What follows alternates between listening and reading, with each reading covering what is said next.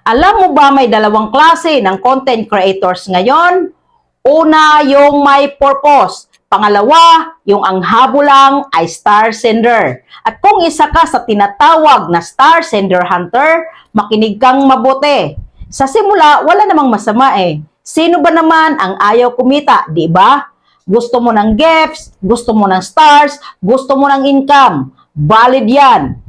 But here's the truth. Kapag pera lang ang dahilan mo kung bakit ka nagko-content, hindi ka tatagal. Kasi ang mindset mo magiging ganito. Magla-live lang ako pag may nagbibigay.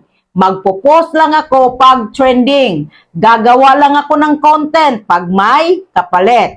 Mag-comment lang ako doon sa namimigay ng stars. At alam mo kung ano ang mangyayari? Unti-unting mawawala ang value mo. Listen carefully. People don't follow you because you need money. People follow you because you give value. Tingnan mo yung mga totoong lumalaki ngayon. Hindi sila nagmamakaawa ng stars. Hindi sila naghahabol ng sender. Instead, nagbibigay sila ng inspirasyon. Nagbibigay sila ng kaalaman. Nagbibigay sila ng kwento na may aral. Let me ask you, kung wala kang matatanggap na kahit isang star today, magpo-content ka pa rin ba? Kung ang sagot mo ay hindi, then you're not building a brand. You're building a dependency. At delikado yan. Kasi once mawala ang mga nagbibigay, mawawala ka rin.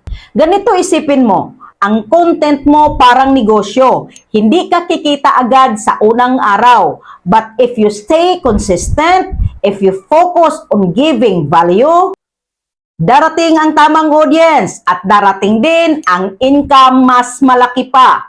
Stop chasing short-term rewards. Start building long-term impact. Hindi masama tumanggap ng stars.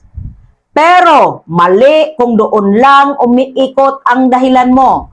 Because real creators, they don't chase money. Money chases them.